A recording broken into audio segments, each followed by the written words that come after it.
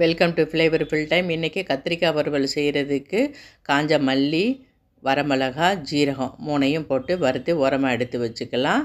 திரும்ப அதே கடாயிலேயே வேர்க்கடலை போட்டு வறுத்து அதையும் தனியாக எடுத்து வச்சுக்கலாம். ரெண்டுமே ஆறின பிறகு முதல்ல மல்லி, மிளகா, ஜீரகம் மூணையும் அரைச்சி எடுத்து வந்துட்டு திரும்ப அதிலேயே வேர்க்கடலை போட்டு அரைச்சி இந்த மாதிரி குறைன்னு எடுத்துக்கலாம். தண்ணி இல்லாமல் அரைச்சிக்கோங்க. கத்திரிக்காயை இந்த மாதிரி நீளமாக வெட்டி தண்ணியில் போட்டுக்கிட்டேன். இப்போ கடாயில் எண்ணெய் ஊற்றி கடுகு பொரிஞ்ச பிறகு வெங்காயம் போட்டுக்கலாம். இந்த வீடியோ ஃபுல்லாக பார்க்கணுன்னாக்கா ஃப்ளேவர்ஃபுல் டைம் யூடியூப் சேனலில் பாருங்கள். இப்போ வெங்காயம் வதங்கிருச்சு. இப்போ கருவேப்பிலை போட்டு நம்ம தண்ணியில் வெட்டி வச்சு கத்திரிக்காயை போட்டு வதக்கிக்கலாம்.